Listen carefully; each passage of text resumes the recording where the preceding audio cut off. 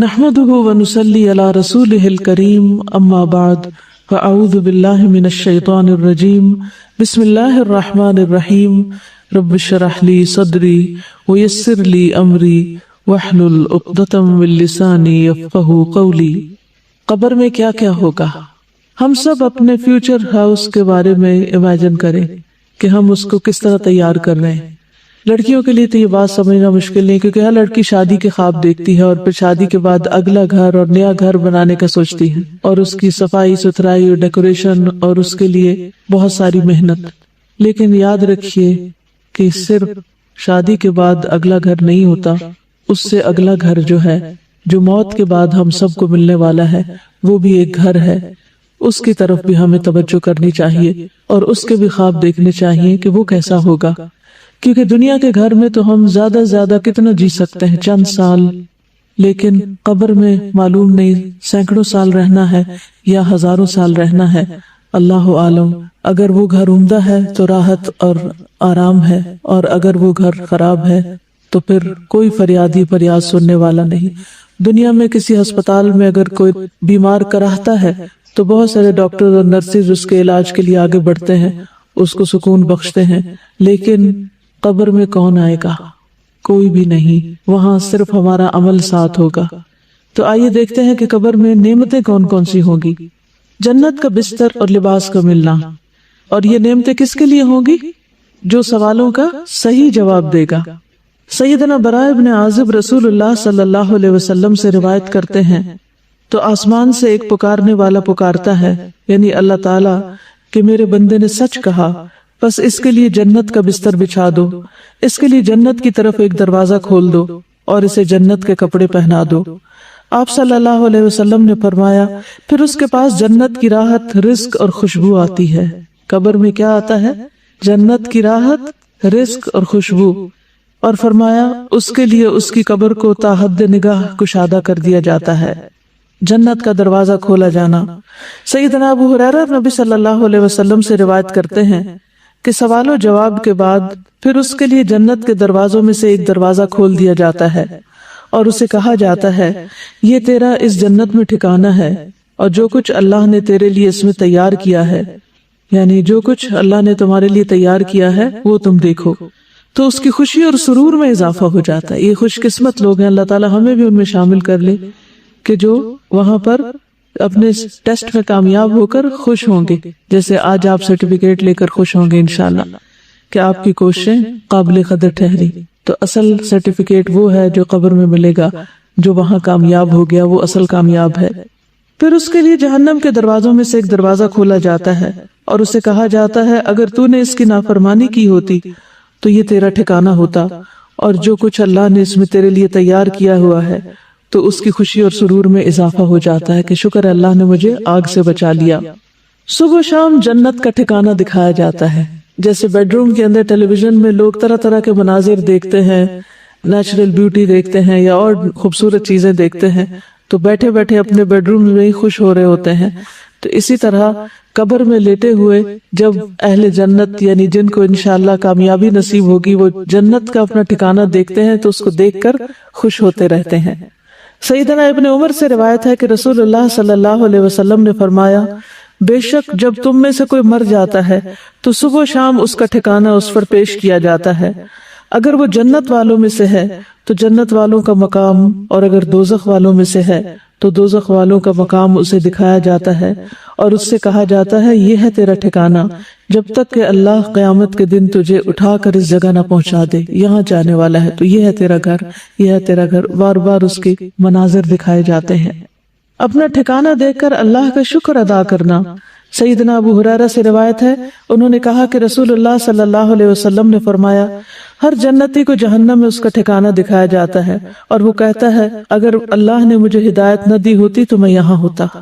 اس ہدایت پر کتنا اللہ کا شکر ادا کرنا چاہیے، اور یہ بات اس کے لیے شکر کا باعث بن جاتی ہے۔ کیا آج دنیا میں آپ اللہ کی دی ہوئی ہدایت پہ شکر گزار ہوتے ہیں؟ اللہ تیرا شکر ہے تو نے قرآن کی نعمت دی، تیرا شکر ہے تو نے محمد صلی اللہ علیہ وسلم کی پہچان دی، تیرا شکر ہے تو نے ہمیں دین کی سمجھ دی۔ جو آج دین کو پا کر شکر گزار ہوتے ہیں، انشاءاللہ وہ اس پر عمل کرتے ہوئے قبر میں بھی شکر گزار ہوں گے اللہ کے فضل سے۔ قبر کا 70 ہاتھ کشادہ اور سرسبز کر دیا جانا۔ قتادہ کہتے ہیں کہ ہمیں یہ بات بتائی گئی کہ اس کے لیے اس کی قبر 70 ہاتھ کشادہ کر دی جاتی ہے اور اس کو اس دن تک سبزے اور خوشحالی سے بھر دیا جاتا ہے جب وہ لوگ اٹھائے جائیں گے، یعنی قبر کے اندر بھی ایک سبزہ ہوتا ہے اور قیامت تک اس کی قبر کے اندر یہی رہتا ہے۔ قبر میں 14ویں کے چاند کی روشنی ہونا۔ سیدنا ابو ہریرہ رسول اللہ صلی اللہ علیہ وسلم سے روایت کرتے ہیں کہ آپ نے فرمایا، بے شک مومن شخص اپنی قبر میں سبز باغیچے میں ہوتا ہے۔ کہاں ہوتا ہے؟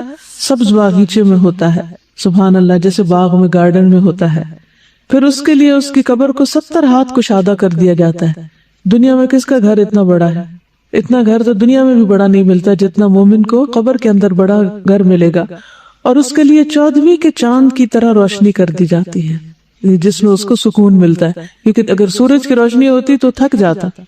گھر والوں کو خبر دینے کی تمنا کرنا۔ سیدنا جابر سے روایت ہے کہ انہوں نے کہا کہ رسول اللہ صلی اللہ علیہ وسلم نے فرمایا، جب وہ مومن اپنی قبر کی کشادگی کو دیکھتا ہے تو کہتا ہے، فرشتوں مجھے چھوڑ دو، میں گھر والوں کو خوشخبری دے دوں۔ لیکن اسے کہا جاتا ہے کہ اب یہاں آرام سے رہو، یعنی اب گھر والوں سے کوئی رشتہ تعلق نہیں قائم ہو سکتا۔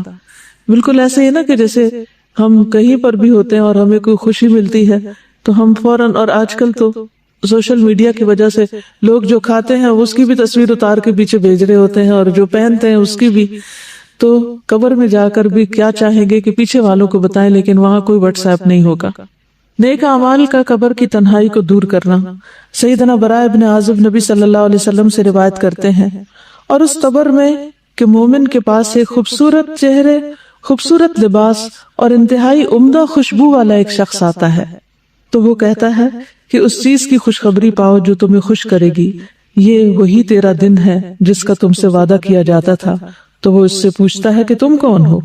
تمہارا چہرہ خیر لایا ہے۔ تو وہ کہتا ہے، میں تمہارا نیک عمل ہوں۔ سبحان اللہ۔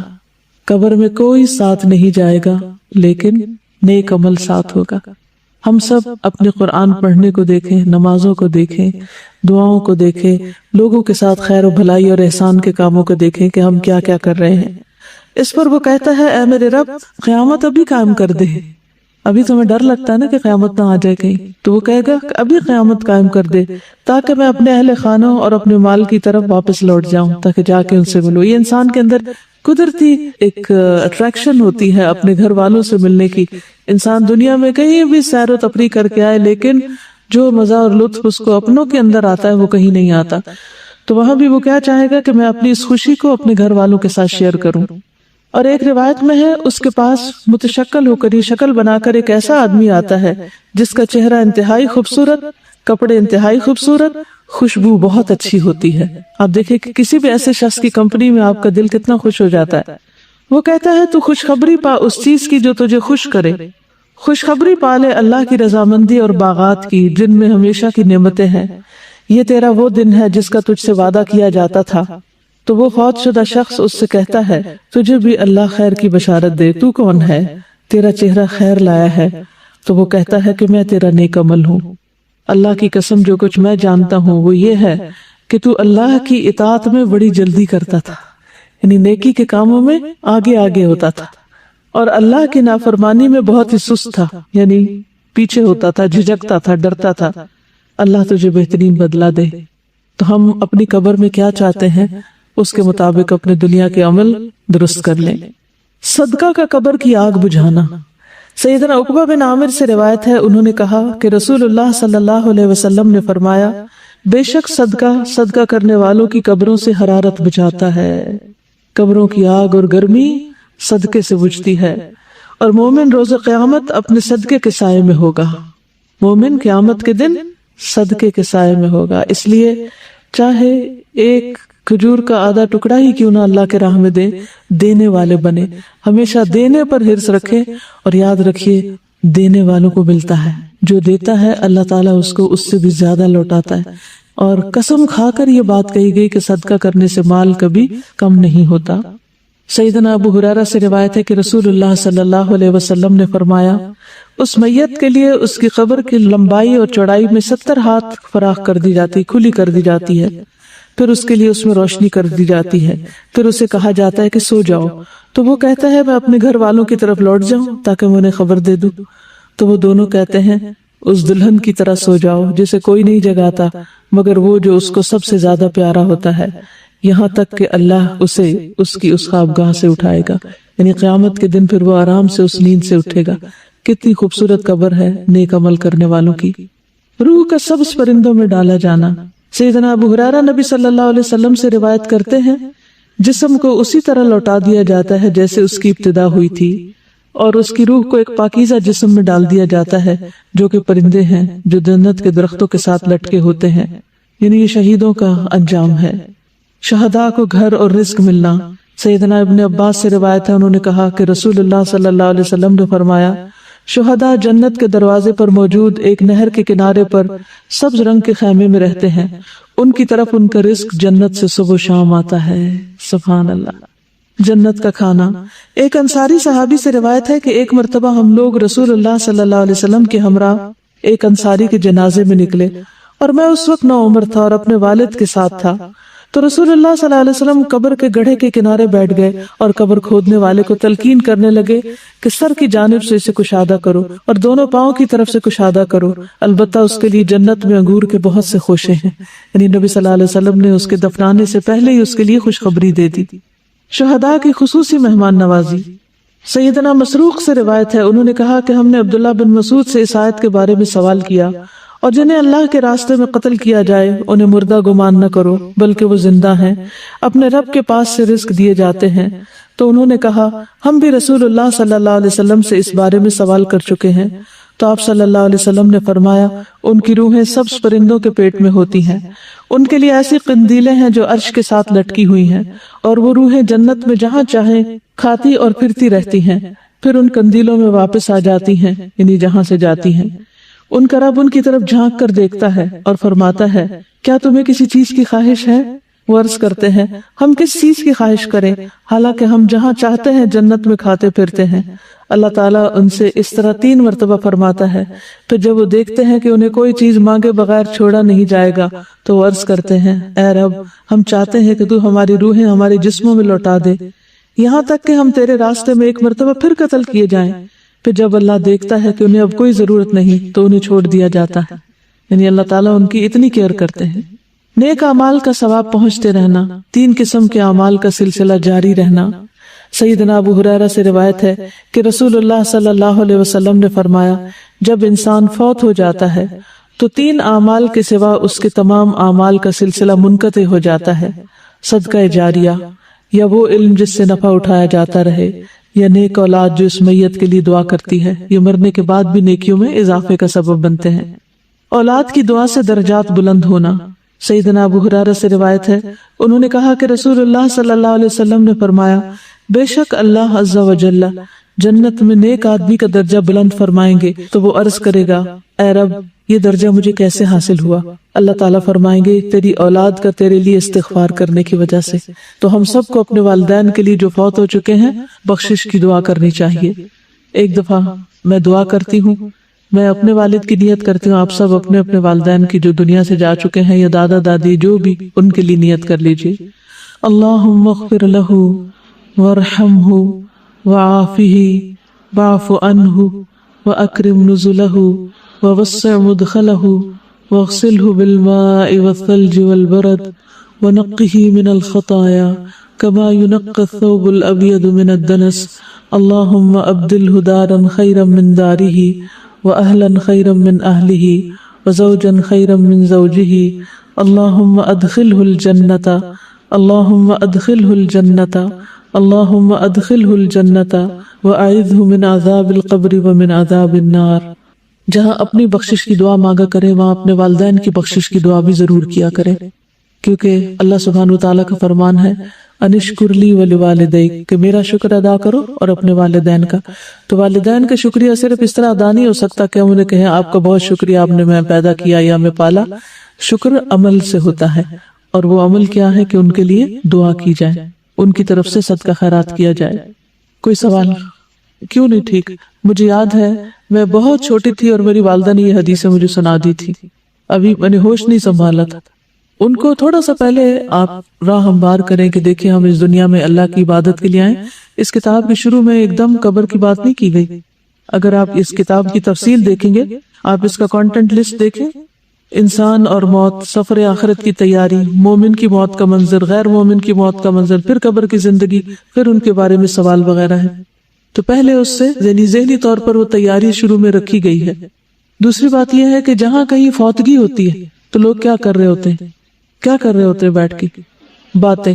سب سے زیادہ اکٹھ رش کہاں ہوتا ہے؟ کس گیدرنگ میں؟ میت کے. اپنے پرائے سبھی آ جاتے ہیں. اس وقت اگر آپ یہ کتاب اٹھائیں اور چلے جائیں اور وہاں لوگوں کو بتانا شروع کر دیں دیکھ کے، اس کتاب کے بنانے کا مقصد بھی یہی ہے کہ لوگوں کو آگاہ کیا جائے صحیح احادیث کی روشنی میں. کیونکہ ہوتا پتہ کیا ہے، جب کوئی موقع ہوتا ہے تو ہمارے پاس کتاب نہیں ہوتی. اور اس کتاب کو تقسیم بھی اس لیے کیا گیا کہ کہیں آپ یہ نہ کہیں کہ ہمارے پاس پیسے نہیں، ہم نہیں خرید سکتے. آپ اس کو رکھیں اور جہاں بھی موقع ہو، جہاں بھی لوگ ایسے موقعوں پر اکٹھے ہوں، کیونکہ اس وقت ہر شخص کا دل نرم ہوتا ہے.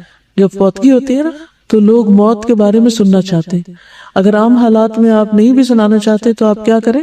جب ایسا موقع ہو اور ہر ایک کے گلی محلے خاندان کہیں نہ کہیں کوئی نہ کوئی فوتگی چھوٹے بڑے بوڑھے کی ہو ہی جاتی، تو بس اس کتاب کو تیار رکھیں اور جا کے لوگوں کو بتائیں کہ اب میت کے ساتھ کیا ہو رہا ہے، اب آگے کیا پوچھا جا رہا ہے اور ہمیں اپنے لیے کیا تیاری کرنی ہے. ٹھیک ہے؟ مشکل ہے؟ نہیں، انشاءاللہ مشکل نہیں. ہو سکتا ہے کچھ لوگ اوفینڈ ہو جائیں آگے سے یا کچھ، تو بھی ان کی بھلائی کے لیے بتانا تو ضروری ہے نا. کیا یہ خیر خواہی ہے ان کے لیے کہ وہ جائیں جب قبر میں اور اچانک دیکھیں کہ فرشتے آ گئے ہیں اور سوال پوچھ رہے ہیں اور انہیں کوئی آئیڈیا ہی نہ ہو، انہیں پتہ ہی نہ ہو کہ یہ بھی ہونا تھا. آپ دیکھیں کہ کئی دفعہ جب ڈاکٹر مریض کا علاج کر رہا ہوتا ہے تو مریض چیختا ہے، چیختا کہ نہیں؟ کئی دفعہ مریض چیختا ہے جب کوئی پھوڑا صاف کیا جا رہا ہو یا کوئی پٹی لگائی جا رہی ہو. تو مجھے یاد ہے ایک دفعہ میں کہیں ویکسینیشن کے لیے گئی تھی، مجھے افریقہ جانا تھا تو وہاں کے لیے ٹیکا لگوانا ضروری ہوتا ہے. تو جب جا کے میں ویٹنگ روم میں بیٹھی تو ایک بچہ اتنا رو رہا تھا، اتنا رو رہا تھا. ابھی ٹیکا وغیرہ کچھ نہیں لگا، صرف یہ جان کر کہ مجھے ٹیکا لگے گا. اس کا رو رو کر برا حال تھا. سارا وقت اس نے ایک مصیبت کھڑی کی ہوئی تھی اور کسی بہانے وہ بہل نہیں رہا تھا. تو میں ہمیشہ یہ سوچتی ہوں کہ قبر میں جا کے رونے سے بہتر ہے لوگ یہاں رو لیں. کیا خیال ہے؟ جب انہیں پتا ہوگا کہ ٹیکا لگنا ہے تو وہ روئیں گے نا، اوفینڈ ہوں گے، پریشان ہوں گے نا. تو کیا خیال ہے، بجائے اس کے کہ وہ قبر میں جا کے پریشان ہوں، وہ کہاں پریشان ہو جائیں؟ یہاں ہو جائیں. کوئی بات نہیں، یہ ایک حقیقت ہے جس کو فیس کرنا ہے، جس کا سامنا کرنا ہے. عقل مندی اسی میں ہے کہ اس کی تیاری کی جائے. جہاں ایک طرف قبر میں نعمتیں ہیں وہاں دوسری طرف قبر میں عذاب بھی ہے. سیدہ عائشہ رضی اللہ تعالیٰ عنہ سے روایت ہے کہ ایک یہودی عورت ان کے پاس آئی، اس نے عذاب قبر کا ذکر کیا تو عائشہ رضی اللہ تعالیٰ عنہ سے کہا کہ اللہ آپ کو عذاب قبر سے پناہ میں رکھے. اس پر عائشہ رضی اللہ تعالیٰ عنہ نے رسول اللہ صلی اللہ علیہ وسلم سے عذاب قبر کے بارے میں پوچھا. آپ صلی اللہ علیہ وسلم نے فرمایا ہاں عذاب قبر حق ہے. عائشہ رضی اللہ تعالیٰ عنہ نے بیان کیا کہ پھر میں نے کبھی ایسا نہیں دیکھا کہ رسول اللہ صلی اللہ علیہ وسلم نے کوئی نماز پڑھی ہو اور اس میں عذاب قبر سے اللہ کی پناہ نہ مانگی ہو. یہ کون دعا کر رہا ہے؟ نبی صلی اللہ علیہ وسلم. یہ دعا کہاں پڑھی جاتی کچھ پتا ہے آپ کو؟ تشہد کے بعد اللہم انی اعوذ بک من عذاب القبر واعوذ بک من عذاب جہنم واعوذ بک من فتنة المسیح الدجال واعوذ بک من فتنة المحیا والممات. جہاں ہم رب جلنی پڑھتے ہیں نا تو چاہے تو اس کی جگہ آپ پڑھ لیں، چاہے تو اس کے ساتھ پڑھ لیں، دونوں صورتیں کر سکتے ہیں. ٹھیک ہے؟ تو نبی صلی اللہ علیہ وسلم اس دعا کو ہمیشہ پڑھتے تھے. ہمیں بھی پڑھنی چاہیے اور قبر کے عذاب سے پناہ مانگنی چاہیے. نبی صلی اللہ علیہ وسلم اگر عذاب قبر سنوا دیتے تو لوگ دفن کرنا چھوڑ دیتے. سیدنا انس سے روایت ہے کہ نبی صلی اللہ علیہ وسلم نے فرمایا اگر مجھے یہ ڈر نہ ہوتا کہ تم لوگ اپنے مردوں کو دفن کرنا چھوڑ دو گے تو میں اللہ سے دعا کرتا کہ وہ تمہیں قبر کا عذاب سنا دے. جانوروں کو عذاب کی آوازیں آنا. سیدنا ابن مسعود سے روایت ہے کہ آپ صلی اللہ علیہ وسلم نے فرمایا بے شک مردوں کو ان کی قبروں میں عذاب دیا جاتا ہے یہاں تک کہ یقیناً جانور ان کی آوازیں سنتے ہیں. سیدنا زید بن ثابت سے روایت ہے کہ انہوں نے کہا کہ نبی صلی اللہ علیہ وسلم اپنے گدھے پر سوار ہو کر بنو نجار کے باغ میں جا رہے تھے اور ہم بھی آپ کے ساتھ تھے کہ اچانک وہ گدھا بدک گیا. قریب تھا کہ وہ آپ کو نیچے گرا دے، یعنی ایک دم سرکش ہو گیا۔ دیکھا تو وہاں 6 یا 5 یا 4 قبریں تھیں۔ آپ صلی اللہ علیہ وسلم نے فرمایا کیا کوئی ان قبر والوں کو جانتا ہے؟ تو ایک آدمی نے عرض کیا کہ میں جانتا ہوں۔ آپ نے فرمایا یہ لوگ کب مرے تھے؟ اس آدمی نے عرض کیا یہ لوگ شرک کی حالت میں مرے۔ تو آپ صلی اللہ علیہ وسلم نے فرمایا بے شک ان لوگوں کو ان کی قبروں میں عذاب ہو رہا ہے۔ اگر مجھے یہ خیال نہ ہوتا کہ تم لوگ اپنے مردوں کو دفن کرنا چھوڑ دو گے تو میں اللہ سے دعا کرتا کہ وہ تمہیں بھی قبر کا عذاب سنا دے جسے میں سن رہا ہوں۔ پھر آپ صلی اللہ علیہ وسلم نے اپنے چہرے کا رخ ہماری طرف کیا اور فرمایا تم لوگ آگ کے عذاب سے اللہ کی پناہ مانگو۔ انہوں نے یعنی صحابہ نے عرض کیا ہم آگ کے عذاب سے اللہ کی پناہ مانگتے ہیں۔ پھر آپ صلی اللہ علیہ وسلم نے فرمایا تم قبر کے عذاب سے اللہ کی پناہ مانگو۔ انہوں نے صحابہ نے عرض کیا ہم قبر کے عذاب سے اللہ کی پناہ مانگتے ہیں۔ پھر آپ نے فرمایا تم ہر قسم کے ظاہری اور باطنی فتنوں سے اللہ کی پناہ مانگو۔ انہوں نے عرض کیا ہم ہر قسم کے ظاہری اور باطنی فتنوں سے اللہ کی پناہ مانگتے ہیں۔ آپ نے فرمایا تم دجال کے فتنے سے اللہ کی پناہ مانگو۔ انہوں نے صحابہ نے عرض کیا ہم دجال کے فتنے سے اللہ کی پناہ مانگتے ہیں۔ یہاں سے یہ بھی پتہ چلتا ہے کہ نبی صلی اللہ علیہ وسلم کی جو تعلیم تھی وہ سچویشنل بھی ہوتی تھی، جس وقت جو سچویشن پیش آتی اس کے مطابق لوگوں کو تعلیم دیتے۔ کیا آپ شادی کے مجلس میں یہ کتاب لے جائیں گی؟ کیا خیال ہے؟ شادی والے دن شادی والے گھر میں یہ کتاب سنائیں گی؟ نہیں۔ نبی صلی اللہ علیہ وسلم نے صحابہ کو قبر وغیرہ کے بارے میں کس وقت بتایا؟ جب وہ قبریں دیکھی انہوں نے، ان حالات یعنی اس موقع کی مناسبت سے۔ جہنم کا دروازہ کھلنا اور حرارت اور گرم ہوا کا اندر آنا۔ سیدنا برا بن عازب رسول اللہ صلی اللہ علیہ وسلم سے روایت کرتے ہیں اور اس کے لیے آگ یعنی غیر مومن کے لیے آگ کی طرف سے ایک دروازہ کھول دیا جاتا ہے۔ آپ صلی اللہ علیہ وسلم نے فرمایا تو اس کی حرارت اور گرم ہوا اس کے پاس آتی ہے۔ فرمایا اور اس پر اس کی قبر اتنی تنگ کر دی جاتی ہے یہاں تک کہ اس کی پسلیاں ایک دوسرے میں پیوست ہو جاتی ہیں، یعنی آپس میں چڑ مڑ جاتی ہیں، جیسے انگلیاں ایک دوسرے کے اندر چلی جاتی ہیں، ہڈی پسلی ٹوٹ جاتی ہے۔ سیدنا ابو ہریرہ سے روایت ہے، کہتے ہیں کہ رسول اللہ صلی اللہ علیہ وسلم نے فرمایا ہر جہنمی اپنا ٹھکانہ جنت میں دیکھتا ہے تو وہ کہتا ہے کاش اللہ مجھے ہدایت دے دیتا، تو یہ بات اس کے لیے حسرت کا باعث بن جاتی ہے۔ یعنی لوگ جہنم دیکھ کے قبر میں کیا تمنا کریں گے، کیا کہیں گے، کاش مجھے دنیا میں ہدایت مل جاتی۔ آج لوگ ہدایت کی طرف نہیں آنا چاہتے، ہم ان کے لیے کڑتے ہیں، لیکن کل وہ اپنے لیے خود پریشان ہوں گے۔ تو اللہ کا شکر ہے جس نے ہمیں اس راستے کی ہدایت دی۔ اللہ تعالیٰ ہمیں اس پر استقامت عطا فرمائے، اس پر قائم رکھے اور ہمیں قبر کے عذاب سے محفوظ رکھے۔ جہنم سے لباس اور بستر آنا اور آگ کی طرف دروازہ کھلنا۔ سیدنا برا بن عازب رسول اللہ صلی اللہ علیہ وسلم سے روایت کرتے ہیں غیر مومن کے جواب پر آسمان سے ایک منادی آواز لگاتا ہے کہ اس نے جھوٹ بولا، اس کے لیے آگ کا بستر بچھا دو اور آگ کا لباس پہنا دو اور اس کے لیے آگ کی طرف دروازہ کھول دو۔ زمین کا باہم مل جانا اور پسلیوں کا ایک دوسرے میں گھس جانا۔ سیدنا ابو ہریرہ سے روایت ہے، کہتے ہیں کہ رسول اللہ صلی اللہ علیہ وسلم نے فرمایا پس زمین کو حکم دیا جاتا ہے کہ اس پہ مل جا، یعنی تنگ ہو جا، تو وہ زمین اس پر مل جاتی ہے تو اس کی پسلیاں ایک دوسرے میں پیوست ہو جاتی ہیں۔ پھر وہ شخص اسی عذاب میں مبتلا رہے گا یہاں تک کہ اللہ اسے اس کی اس جگہ سے اٹھا دے گا۔ یعنی تھوڑی دیر بھی جگہ تنگ ہو تو ہمارا دل گھبرانے لگتا ہے، کوئی کمرہ تنگ ہو، تنگی میں ہم کتنے پریشان ہوتے ہیں۔ تو آپ سوچئے کہ غیر مومن کے لیے، کافر یا منافق کے لیے قبر تنگ ہوگی اور اسی تنگی میں وہ رہے گا جیسے جیل خانے میں ہو۔ سیدنا ابو ہریرہ نبی صلی اللہ علیہ وسلم سے روایت کرتے ہیں کہ نبی صلی اللہ علیہ وسلم نے فرمایا اور بے شک کافر کے پاس جب اس کے سر کی طرف سے آیا جاتا ہے تو وہاں کوئی چیز موجود نہیں ہوتی، پھر اس کی دائیں طرف سے آیا جاتا ہے تو وہاں کوئی چیز موجود نہیں ہوتی، پھر اس کی بائیں طرف سے آیا جاتا ہے تو کوئی چیز موجود نہیں ہوتی، پھر اس کے دونوں پاؤں کی طرف سے آیا جاتا ہے تو وہاں کوئی چیز موجود نہیں ہوتی، یعنی کوئی عمل نہیں ہوتا۔ اگر آپ پیچھے سے کتاب پڑھیں گے تو اس میں مومن کے بارے میں بتایا جاتا ہے کہ سر کی طرف سے نماز آ جائے گی، دائیں طرف سے صدقہ آ جائے گا جسے دائیں ہاتھ سے دیتا تھا، بائیں طرف سے امر بالمعروف نہی عن المنکر وغیرہ، اور پاؤں کی طرف سے اور بھی نیکیاں جو ہیں وہ اس کی آ جائیں گی۔ پھر اس کا نیک عمل اس کے ساتھ ہوگا، جو قرآن اس نے پڑھا ہوگا وہ اس کے پاس ہوگا، یعنی جو جو اچھے کام کیے ہوں گے وہ قبر میں سارے اس کے لیے قبر کو خوبصورت بنائیں گے۔ لیکن کافر اور منافق چونکہ اس کا عقیدہ ہی ٹھیک نہیں تھا تو اس نے جو نیکیاں کی وہ بھی ضائع ہو گئی، یا دنیا میں اس کو اس کا اجر مل گیا اور آخرت میں اس کے لیے کچھ بھی نہیں ہوگا۔ اعمال کا انتہائی کبھی شکل میں آنا، سیدنا براء ابن عازب نبی صلی اللہ علیہ وسلم سے روایت کرتے ہیں اور اس کے پاس ایک بدصورت آدمی گندے کپڑے والا بدبودار شخص آتا ہے. وہ کہتا ہے اس چیز کی خوشخبری پاؤ جو تمہیں بری لگتی ہے، تو یہ تیرا وہی دن ہے جس کا تجھ سے وعدہ کیا گیا تھا. تو وہ پوچھتا ہے کہ تو کون ہے؟ تیرے چہرے سے شر کی خبر معلوم ہوتی ہے. وہ کہتا ہے میں تیرا گندا عمل ہوں. وہ کہتا ہے میرے رب تو قیامت قائم نہ کرنا. مومن کیا چاہتا ہے؟ اے رب قیامت قائم کر، اور کافر چاہے گا کہ قیامت قائم نہ ہو. اندھا بہرا فرشتہ مقرر کیا جانا.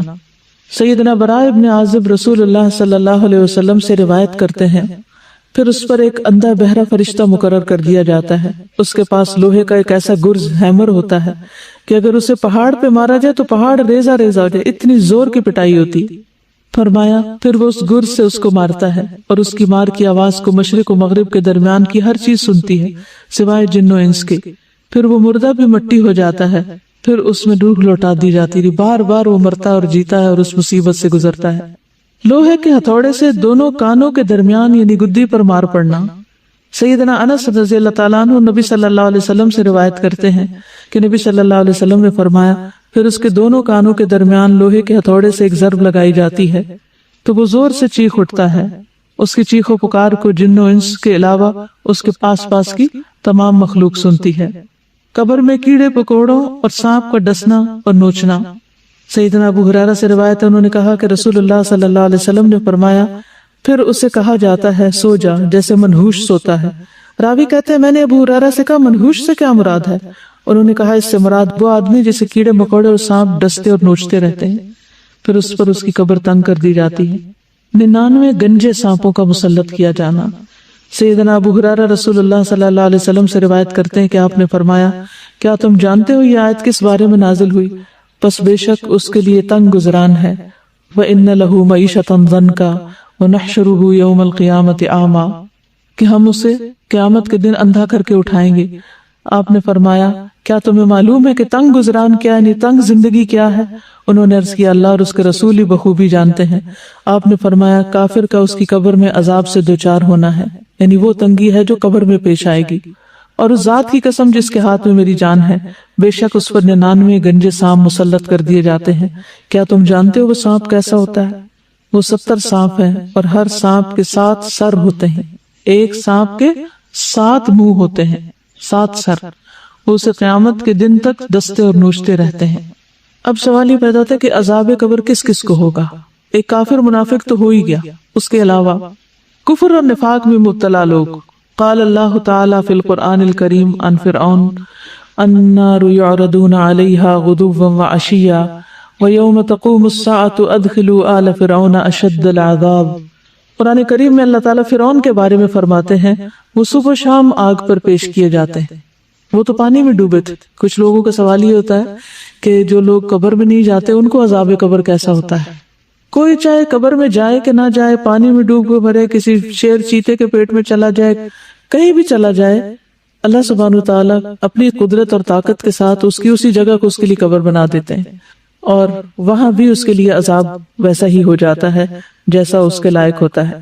تو آل فرعون صبح شام آگ پر پیش کی جاتی ہے اور جس دن قیامت قائم ہوگی تو حکم ہوگا آل فرعون کو سخت ترین عذاب میں داخل کر دو، یعنی آخرت کا عذاب اور بھی شدید ہے. وقال فی المنافقین فکیف اذا توفتهم الملائکۃ یضربون وجوہہم وادبارہم ذلک بانہم اتبعوا ما اسخط اللہ وکرہوا رضوانہ فاحبط اعمالہم. اور منافقین کے بارے میں فرماتے ہیں پھر اس وقت ان کا حال کیا ہوگا جب فرشتے ان کی روح قبض کریں گے تو ان کے چہروں اور پشتوں پر مار رہے ہوں گے، یہ اس لیے کہ وہ ایسی بات کے پیچھے لگ گئے جس نے اللہ کو ناراض کر دیا اور اس کی رضا کی راہ اختیار کرنے کو پسند نہ کیا، تو اس اللہ نے ان کے سب اعمال ضائع کر دیے. یعنی موت کے وقت بھی فرشتے مارتے ہیں. کبھی کسی نے دیکھا موت کے وقت مار پڑتی دیکھی کسی نے؟ ہماری آنکھیں نہیں دیکھتی لیکن قرآن ہمیں بتاتا ہے کہ ایسا ہوتا ہے. تو یہ علم غیب سے تعلق رکھتا ہے. قبر کا عذاب کس سے تعلق رکھتا ہے؟ علم غیب سے. یعنی جب ایک انسان مر جاتا ہے نا تو دنیا سے اس کا رشتہ ختم ہو جاتا ہے. پھر قبر میں کیا ہوتا ہے وہ وہی جانتا ہے، ہم نہیں جان سکتے. ہم اگر قبر کھود کے بھی دیکھیں تو ہمیں نظر نہیں آئے گا کچھ. کبھی کبھی ایسے ہوتا ہے کہ اللہ سبحانہ تعالیٰ دنیا میں بھی ایسی کچھ نشانیاں دکھا دیتا ہے. میں نے ایک ویڈیو کلپ دیکھا تھا کہ کسی ملک میں ایک میت کو دفن کر رہے اور قبر کھود رہے اور اس میں بار بار سانپ آ رہا ہے. یعنی میں نے اپنی آنکھوں سے دیکھا کہ وہ مختلف طریقوں سے سانپ کو نکالنے کی کوشش کرتے ہیں، ہٹانے کی، رخ موڑنے کی، لیکن وہ سانپ باز نہیں آتا. آخر تنگ آ کر وہ لوگ میت کو جب نیچے اتارتے ہیں تو وہ اس کے کفن کے اندر گھس جاتا سانپ. یہ نشانیاں کبھی کبھی اللہ سبحانہ تعالیٰ دکھا دیتے ہیں تاکہ لوگوں کو یقین آ جائے، ورنہ ہمارے لیے تو قرآن اور سنت ہی کافی ہیں، سچے نبی کی سچی باتیں ہی کافی ہیں کہ ہم ان پر یقین کریں. کسی انسان کی بات یا کسی ویڈیو کلپ کی تو بات ہی دوسری کی جا سکتی ہے تاکہ لوگ عبرت پکڑیں. سیدنا ابو ایوب سے روایت ہے، وہ کہتے ہیں کہ رسول اللہ صلی اللہ علیہ وسلم سورج غروب ہونے کے بعد باہر نکلے تو آپ نے کچھ آواز سنی تو آپ نے فرمایا یہودیوں کو ان کی قبروں میں عذاب ہو رہا ہے. یعنی آپ صلی اللہ علیہ وسلم کو بھی اللہ سبحانہ تعالیٰ ایسی باتیں سنوا دیتے تھے کیونکہ آپ ہمیں پھر علم یقینی کے ساتھ خبر دیتے تھے. ظلم کرنے والا اللہ تعالیٰ نے فرمایا اور کاش آپ ظالموں کو دیکھیں جب وہ موت کی سختیوں میں مبتلا ہوتے ہیں. اللہ اکبر، اللہ ہمیں بچائے. اور فرشتے ان کی طرف اپنے ہاتھ پھیلائے ہوئے ہوتے ہیں اور کہتے ہیں لاؤ اپنی جانیں نکالو، آج تم ذلت کے عذاب کا بدلہ دیے جاؤ گے اس وجہ سے کہ تم اللہ پر ناحق باتیں کہتے تھے اور تم اس کی آیات سے تکبر کرتے تھے. چغل خور اور پیشاب کی چھینٹوں سے نہ بچنے والا. سیدنا ابن عباس سے روایت ہے کہ نبی صلی اللہ علیہ وسلم 2 قبروں کے پاس سے گزرے تو آپ نے فرمایا ان 2 قبر والوں کو عذاب دیا جا رہا ہے اور ان دونوں کو کسی بڑی بات پر عذاب نہیں دیا جا رہا. پھر آپ نے فرمایا کیوں نہیں، بڑی بات ہی ہے. ان میں سے ایک شخص تو چغل خوری میں دوڑ دھوپ کیا کرتا تھا، یعنی ادھر کی بات ادھر لگا، ادھر کی شکایت ادھر، ادھر کی ادھر، لوگوں کی بری باتیں اور غیبتیں آگے سے آگے پہنچاتا تھا. یعنی ہر وقت اس کی گفتگو میں دوسروں کی برائیاں شامل تھی. دوڑ دھوپ کرتا یعنی اس کی ایفرٹ اور ساری بھاگ دوڑ یہی تھی، اس کا انٹرسٹ ہی یہی تھا. اور دوسرا اپنے پیشاب سے بچنے کے لیے احتیاط نہیں کرتا تھا.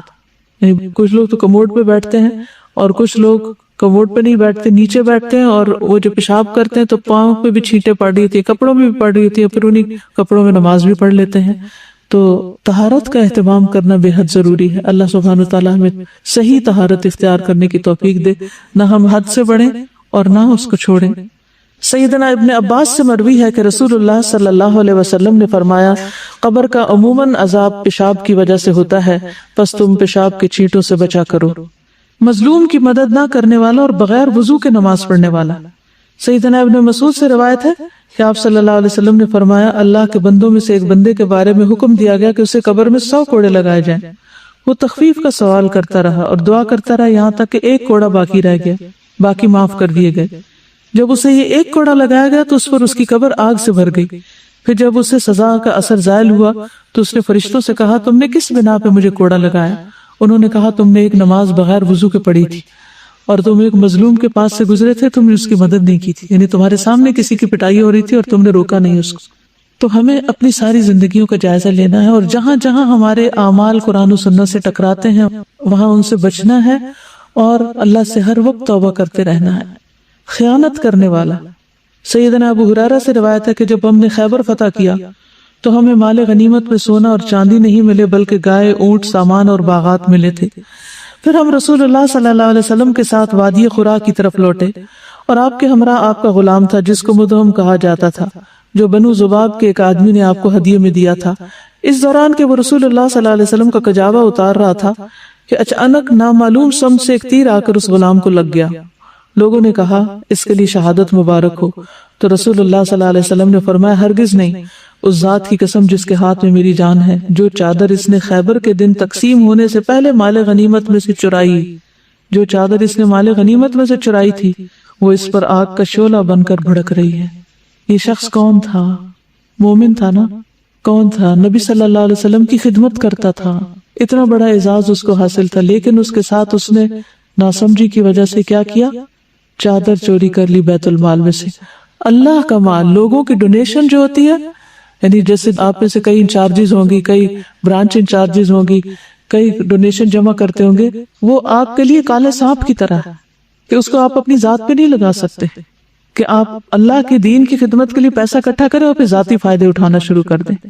یہ اپنی آخرت عاقبت خراب کرنے کے برابر ہے۔ ایک سوئی دھاگا بھی اس میں سے نہیں لینا چاہیے۔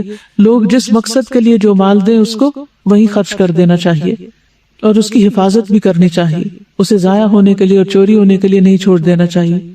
یہ بات سن کر ایک آدمی 1 یا 2 تسمے لے کر آیا تو کہنے لگا یہ چیز میں نے اٹھائی تھی۔ تو رسول اللہ صلی اللہ علیہ وسلم نے فرمایا یہ بھی آگ کا 1 تسمہ، یہ 2 تسمے بنتے، اگر تم اس کو نہ جمع کراتے تو یہ تمہارے لیے آگ بن جاتے۔ جھوٹ بولنے والا، استغفر اللہ استغفر اللہ۔ سیدنا سمرہ بن جندب سے روایت ہے، کہتے ہیں کہ نبی صلی اللہ علیہ وسلم نے فرمایا آج رات میں نے 2 آدمیوں کو دیکھا جو میرے پاس آئے۔ ان دونوں نے کہا کہ جسے آپ نے دیکھا ہے اس کی باچھ کو چیرا جا رہا تھا، وہ بڑا ہی جھوٹا تھا۔ جو ایک جھوٹی بات کرتا اور اس سے وہ جھوٹ نقل کیا جاتا یہاں تک کہ دنیا کے کونوں میں پہنچ جاتا، قیامت کے دن تک اس کو یہی سزا ملتی رہے گی۔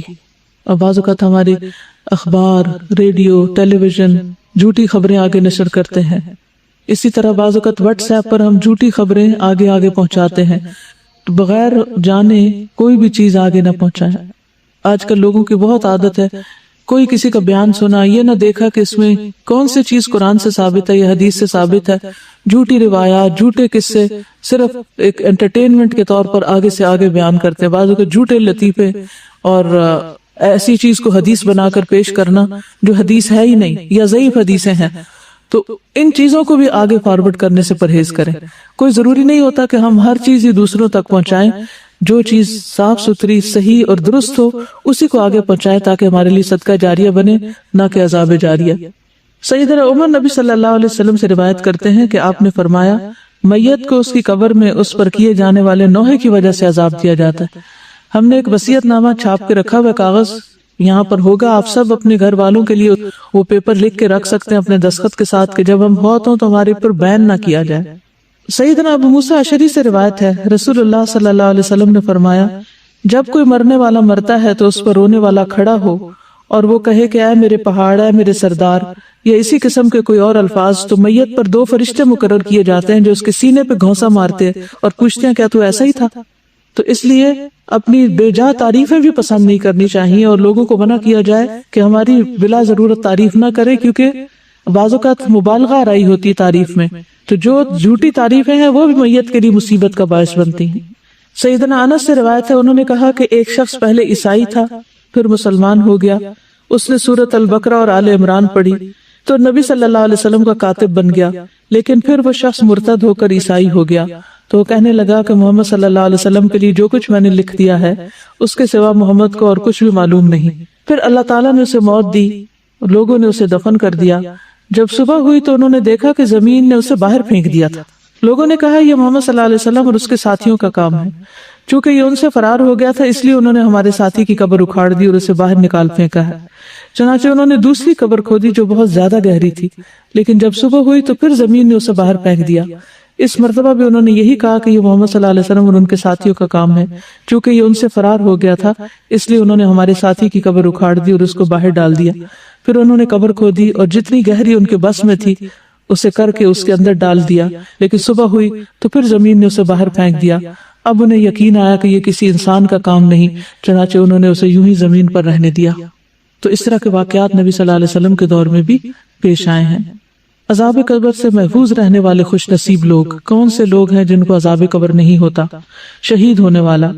سیدنا مقدام بن مادی کرب الکندی سے روایت ہے، انہوں نے کہا کہ رسول اللہ صلی اللہ علیہ وسلم نے فرمایا بے شک اللہ عز و جل کے ہاں شہید کے لیے 6 خصلتیں ہیں، اس کے خون کا پہلا قطرہ گرتے ہی اللہ تعالیٰ اس کو معاف کر دیتا ہے، جنت میں اسے اس کا ٹھکانہ دکھا دیا جاتا ہے، اسے ایمان کا حلہ پہنایا جاتا ہے، حور عین سے اس کا نکاح کر دیا جاتا ہے، اسے عذاب قبر سے محفوظ کر دیا جاتا ہے، اسے فضا اکبر بڑی گھبراہٹ سے محفوظ کر دیا جاتا ہے، اس کے سر پر وقار کا تاج رکھا جاتا ہے جس کا ایک ایک یاقوت دنیا و ما فیہا سے بہتر ہوگا، 72 حور العین سے اس کی شادی کر دی جاتی ہے اور اس کے رشتہ داروں میں سے 70 آدمیوں کے حق میں اس کی سفارش قبول کی جاتی۔